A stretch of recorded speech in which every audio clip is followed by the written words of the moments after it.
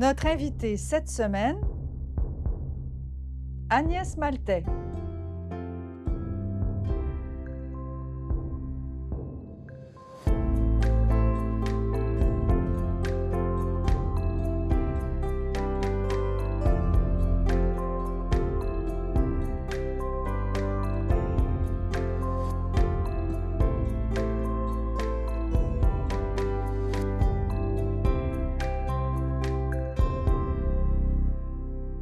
Agnès Maltais, bonjour. Bonjour, Bienvenue à Mémoire. merci.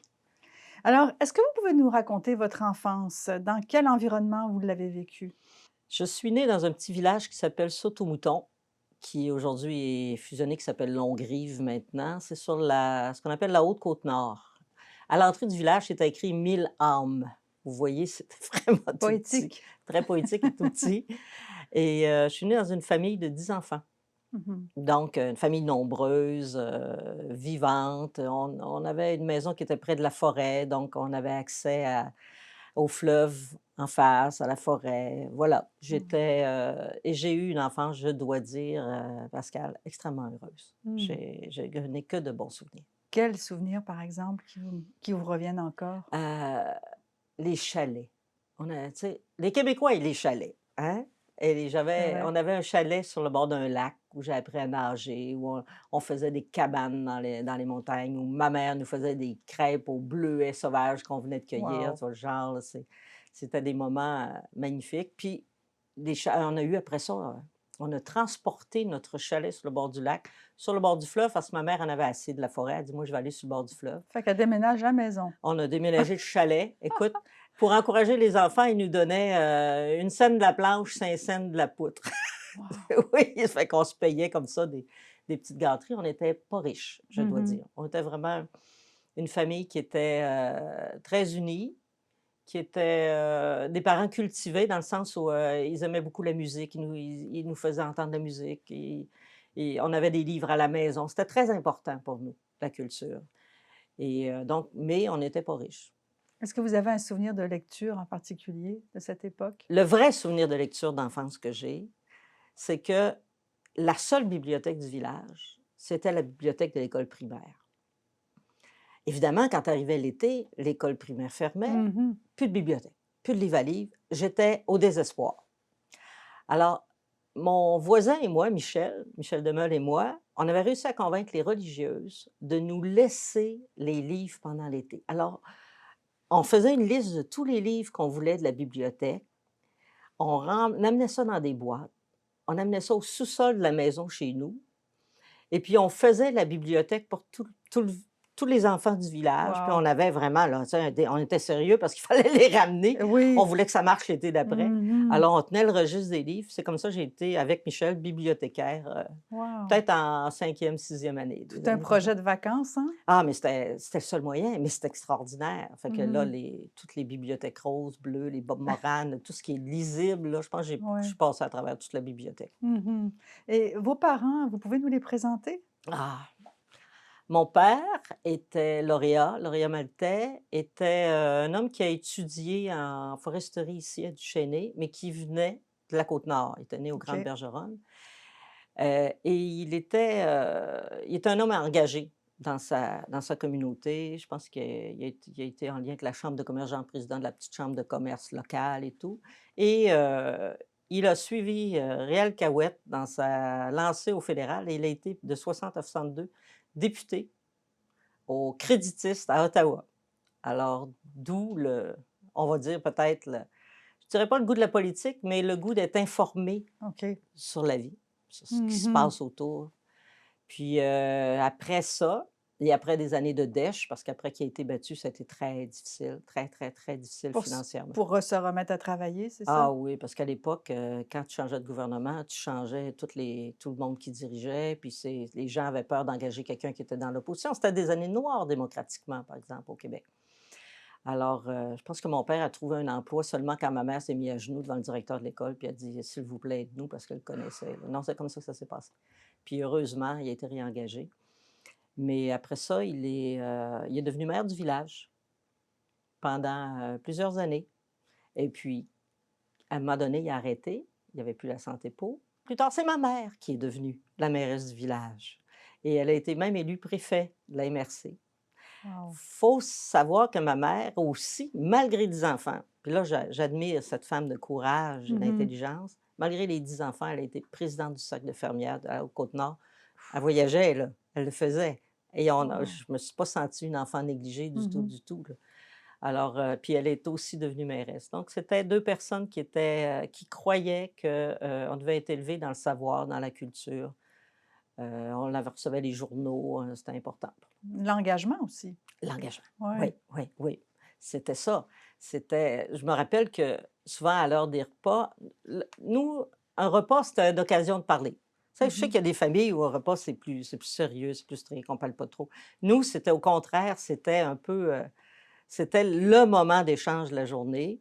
Puis souvent, pendant le repas, on questionnait mes parents sur ce qu'ils faisaient, sur ce qu'ils avaient vécu, pourquoi ils font ça, qu'est-ce qui arrive quand il y a un feu? Il y avait eu un feu dans la nuit, mais qu'est-ce qui arrive? Qui appelle les pompiers? Pourquoi le monde t'a appelé au Ah ouais. téléphone? Tu sais? On était très, très, Ah ouais, très... parce qu'elle était en mandat à ce moment-là, Oui, c'est oui, ça? OK. alors c'était courant pour nous autres de, de faire ça, là, d'être en discussion sur ce qui se passait dans la société. Mmh. Et alors, qu'est-ce qui vous a amené à Québec? Les études, j'avoue que j'ai été mal orientée au secondaire. Moi, j'étais une enfant, on peut dire, assez intelligente. Je veux dire, j'avais des bonnes notes. Comme on dit en bon québécois, je pétais des scores. Mmh mh. Mais oui, mais je suis allée voir l'orienteur parce que j'aimais beaucoup les sciences. Mmh. J'aimais aussi les arts, la culture, tout ça. Puis l'orienteur m'a dit: «Écoute Agnès, tu as des bonnes notes ici, là, mais quand tu vas aller, tu vas te confronter aux autres écoles à Québec, à Montréal, tout ça, tu seras pas dans les têtes, là, fait que vise pas trop haut». Je me suis fait dire de pas viser trop haut. Vous aviez quel âge à ce moment-là? Je sortais du secondaire, je devais avoir, 16 ans. Alors, mais je voulais sortir de ce mouton du village, Mmh. puis je voulais sortir de la Côte-Nord. J'aurais pu aller au cégep de Baie-Comeau qui était très bien. Mais, le fait que j'avais découvert que j'étais, de nature homosexuelle faisait Mmh. que j'avais envie de sortir de mon milieu. J'avais envie de trouver d'autres gens avec qui vivre, avec qui me Oui, comparer, des référents. J'avais pas de référents. c'est ça. Alors je me suis envenue à Québec, Mmh. cégep Sainte-Foy à l'époque. Mmh. Et Ouais. là, qu'est-ce que vous avez fait comme études? Technique de laboratoire que j'ai lâché après 3 mois. Puis là, j'étais en sciences humaines, en histoire. Puis Mmh. ça a arrêté là. J'ai fait mon cégep et c'est tout. Après ça, je suis embarquée dans la folle aventure des Folles Alliées. Alors, racontez-nous cette rencontre. Comment ça s'est passé ça, les Folles Alliées? Parce que c'était toute une époque. C'est 10 ans de ma vie. Les Donc Folles c'est une troupe de théâtre. une troupe de théâtre qui faisait, on dit on disait comédie musicale féministe. En Mmh. fait, c'est du théâtre musical puisque c'était vraiment, théâtre et comédie ensemble. C'était une gang de filles qui faisaient, paraît-il, les plus bons parties en ville, qui aimaient beaucoup s'amuser, se déguiser.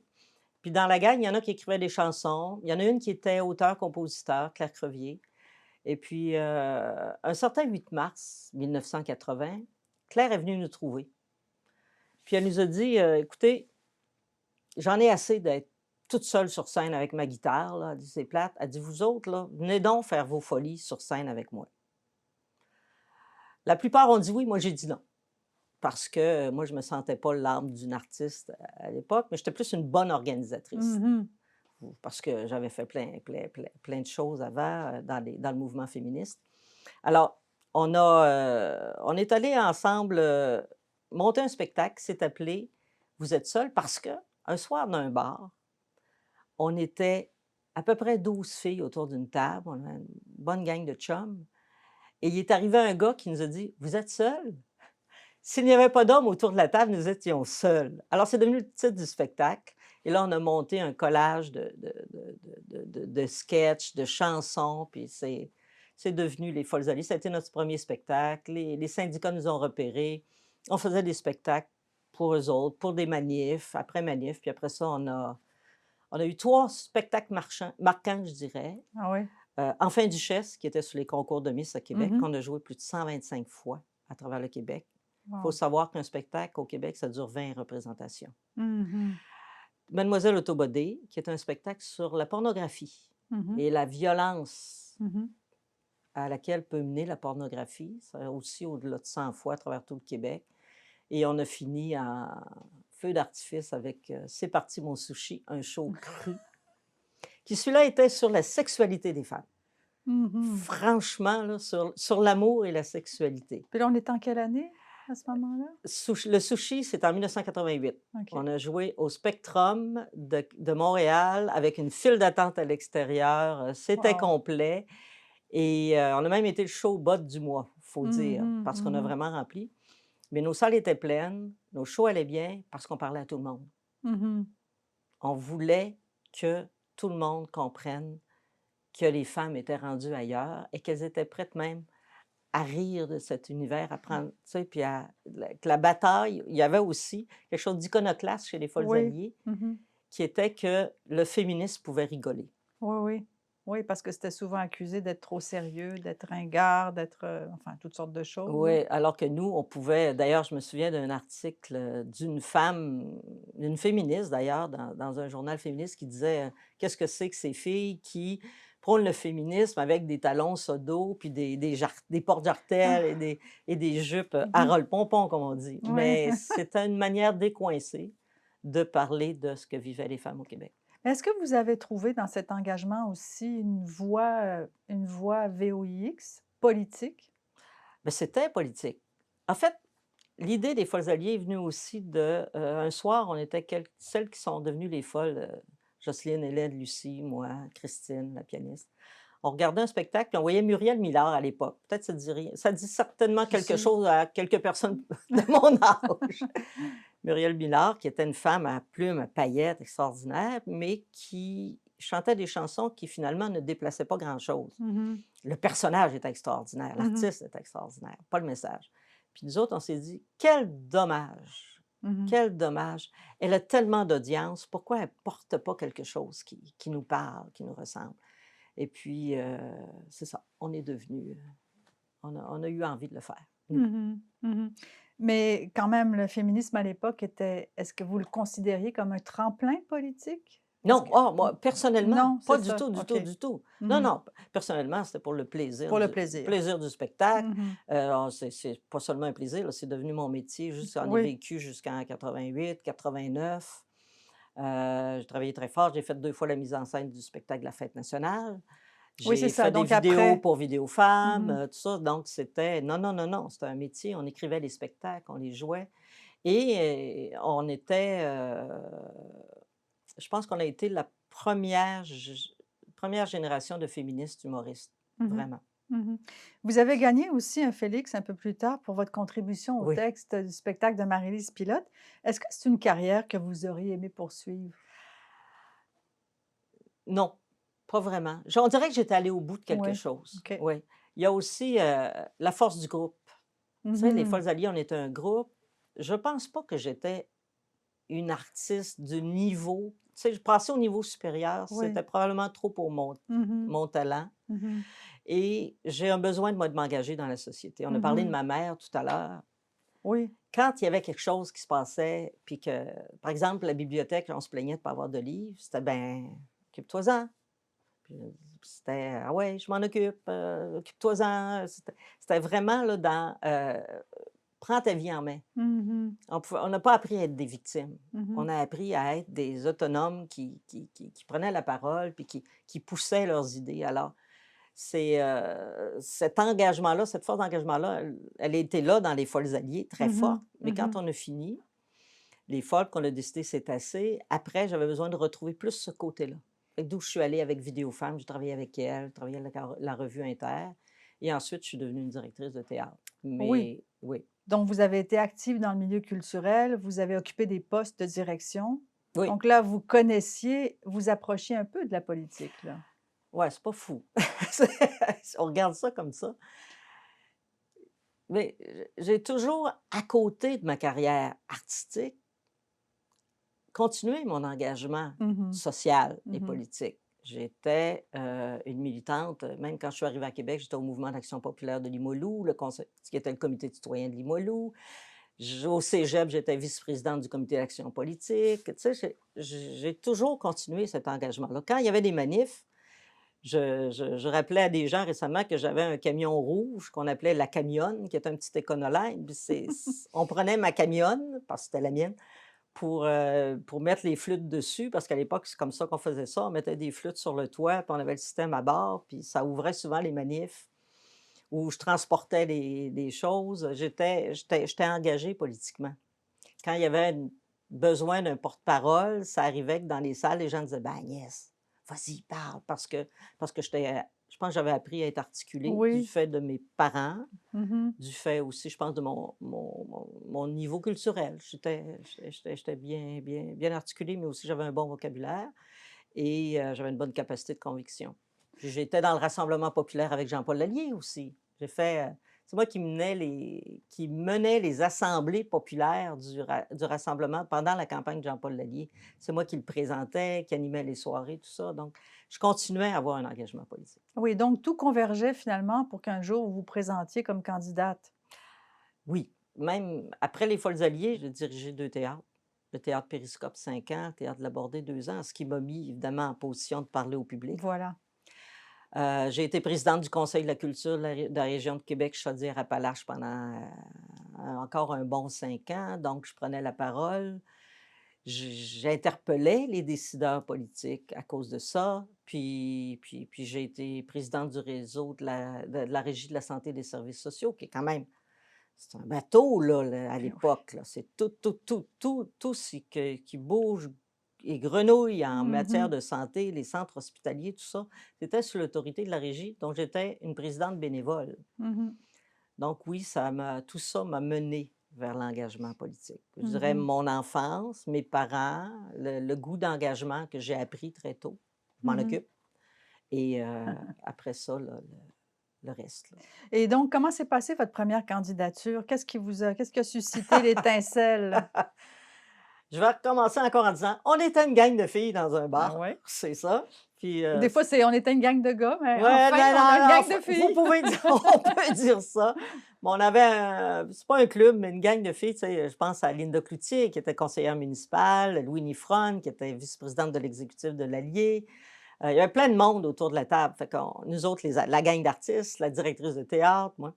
Alors on était plusieurs autour de la table, puis on a réalisé qu'en 94 à l'investiture du Parti québécois dans la circonscription de Tachereau, où je vivais depuis presque 20 ans, il y avait, même si c'est un modèle intéressant, mais c'était un des rares modèles qui était présent à l'Assemblée nationale, c'est-à-dire des hommes universitaires de plus de 60 ans.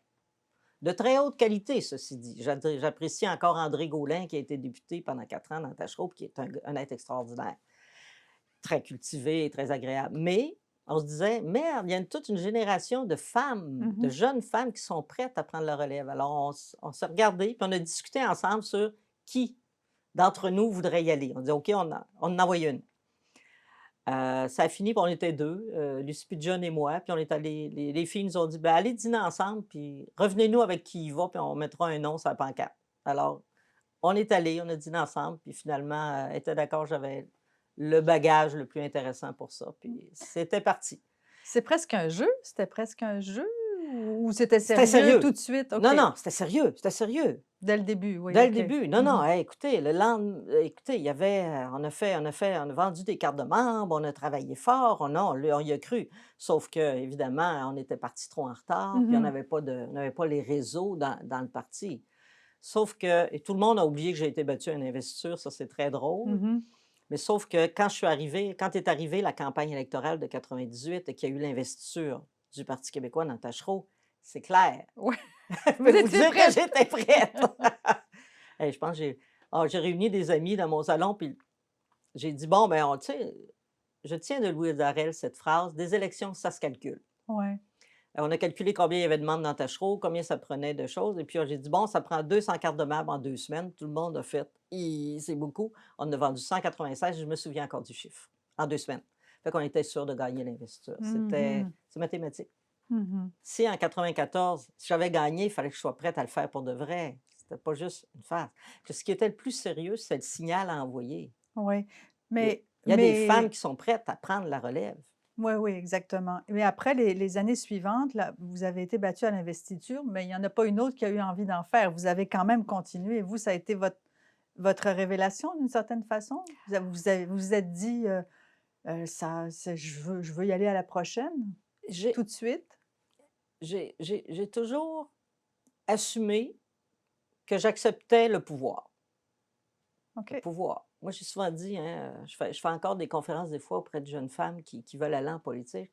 J'ai dit: «N'ayez pas peur du pouvoir». J'ai dit: «Le pouvoir non masculin, c'est Mmh. pas intéressant peut-être pour vous, mais pouvoir, enlevez le "le". Mmh. Pouvoir agir, pouvoir bâtir, pouvoir convaincre, pouvoir changer les choses, c'est fondamental». Puis moi, j'ai toujours assumé ça. J'ai aucune peur du pouvoir. Jamais dans ma carrière, j'ai eu peur de ça. Donc en septembre 1998, vous êtes à nouveau candidate, vous la gagnez et vous gagnez vos élections. Ouais, il y avait 5 candidats contre moi à l'investiture. Je suis repassée au premier tour. C'est pour vous dire la force des réseaux, Mmh. parce que ça, c'est important quand tu vas aller en politique. La force des réseaux que j'avais dans la circonscription. J'avais été le milieu culturel me connaissait par cœur. J'étais présidente, directrice de théâtre. Les milieux de la santé commençaient à me connaître. Les syndicats me connaissaient. Les féministes me connaissaient. Les gens du quartier dans lequel je vivais depuis 20 ans me connaissaient. Ça commençait à faire des bons réseaux. C'est ça Oui. qui m'a fait élire, dès le premier tour, c'est les réseaux. Mmh. C'est Lucien Bouchard, à ce moment-là, qui dirige le Oui. parti, est aussi premier ministre dans un gouvernement majoritaire. Donc vous arrivez vraiment, j'allais dire par la grande porte. On arrive toujours par la grande porte, mais quand même, c'est toute une arrivée, ça. Oui, nommé ministre de la Culture et des Communications, j'en remercie encore, monsieur Bouchard de sa confiance. C'était extraordinaire pour moi, mais en même temps très difficile. C'est rare que tu envoies une jeune ministre directement dans le domaine où elle a travaillé. Fait que là, j'étais à la fois, émue et reconnaissante de pouvoir agir dans le domaine dans lequel j'avais travaillé depuis 20 ans. Mais en même temps, très à l'appréhension de comment j'allais vivre ces années-là parce que on sortait des années on était encore, en fait, dans la queue du déficit zéro Oui. et ça faisait plusieurs années que le milieu culturel vivait avec le moratoire sur les équipements culturels, avec peu d'injections d'argent dans le domaine. Alors, j'avais une bonne job à faire pour convaincre le premier ministre de réinvestir dans le monde de la culture, ce que je crois j'ai réussi. Et en même temps, de garder la complicité avec le milieu culturel puisque vous le connaissiez et là, vous lui étiez redevable. Donc c'était comme une posture un peu différente. Oui, tout à fait. C'était à la fois des amis, mais en même temps maintenant des demandeurs. Ouais. Ah, oui, c'était difficile. C'est ça que vous trouviez le plus dur? Heu, oui, un peu. Mmh. Oui, oui, oui. Je riais parce que je faisais en boutade à des amis du milieu culturel, je disais: «Avant que je sois nommée ministre», quand j'ai été nommée ministre, vous m'avez toutes dit: «Yeah, comme ça, il y aura pas de passe-droit, ce ne sera pas les favoris qui vont on te connaît, tu sais, ce ne sera pas les favoris Mmh. qui vont passer en premier. Puis après, j'ai été nommée ministre, je leur disais: «Vous êtes à peu près tous venus me voir pour être le favori». Ah! C'était une boutade, là, Oui, mais c'est pour vous dire la pression tout à coup, ce la que ça dynamique, changeait. hein? Oui. Mais en fait, c'est que tout le monde avait des projets dans les cartons, Mmh. puis qui attendaient depuis quelques années. Ça fait que sans sauter le moratoire sur les équipements culturels, Oui. sans enlever le mot, j'ai réussi à investir énormément dans les équipements culturels et à refaire des bibliothèques, refaire des salles de spectacle, repartir des projets. Mmh. Sauver je me souviens d'une fois, je voulais de l'argent pour le patrimoine du Québec parce que le patrimoine, là, il est presque toujours En négligé dernier. Mmh. par tous les gouvernements. Puis au ministère de la Culture, c'est la direction qui a été le plus vidée de son personnel. Mmh. C'est terrible alors qu'on a tant on a c'est tellement important pour la nation québécoise, le patrimoine. Le patrimoine, c'est ce qui nous c'est notre racine, c'est ce qui nous relie au passé, c'est ce qui nous permet d'en parler, de le Beh, oui. comprendre. Il est visuel, le patrimoine. Il y avait un manoir sur l'île d'Orléans, manoir Mauvie-de-Genêt. Il était en train de tomber en décrépitude. Puis moi, j'avais ce dossier-là quand j'étais présidente du Conseil de la culture, donc je savais dans quel état il était. Fait que je suis partie avec à mes bagages, avec ma chef de cabinet, j'ai dit: «Viens-t'en, là, demande un rendez-vous à Lucien Bouchard», puis je me souviens d'être dans son bureau, puis je lui demandais de l'argent pour les équipements culturels, puis c'était difficile. Fait que là, j'ai regardé M. Bouchard, j'ai dit: «Monsieur Bouchard, je vais vous parler du manoir Mauvie-de-Genêt». J'ai dit: «Vous, pour qui c'est si important la nation québécoise, pour qui c'est si important la culture. Vous rendez-vous compte qu'il y a un des rares manoirs du 17e siècle au Québec, ou c'est-tu 17e? Je pense que c'est le 17e, mais c'est peut-être début 18e, qui est encore debout, puis il est en train de tomber sur l'île de Félix. J'ai tout mis sur l'île de Vous avez Félix. fait votre J'ai discours fait mon bien, pitch, qu'on ouais, appelle le pitch. Je l'ai eu. J'ai eu vous beaucoup de l'avez sous pour le pa je convaincu. l'ai convaincu, puis, il a été collaborateur pour mettre de l'argent dans le monde des arts et la Bernard Landry était avec moi aussi. Il faut savoir qu'à cette époque-là, on avait d'abord un premier ministre extrême moi j'avais cette chance-là. Un premier ministre extrêmement, pour qui la nation québécoise, l'identité était très importante, puis Mmh. cultivé. Lucien Bouchard, tu d'un avion avec lui, puis il avait son livre. Il lisait, constamment aussitôt qu'il avait sa chance, puis il nous parlait des livres qu'il lisait, on échangeait ses lectures. Wow. Et j'avais Bernard Landry, qui était un ministre des Finances très attentif à la culture. D'ailleurs, il a sous Louise Baudouin et sous moi, il a protégé la culture d'avoir trop de coupes à l'époque du déficit zéro. Il a été très important. Alors, j'avais la chance d'avoir ces 2 alliés-là, en plus évidemment de Louise qui était aux relations internationales. Mmh. Agnès Maltais, merci pour ces entretiens. Ça me fait plaisir. C'est vraiment agréable.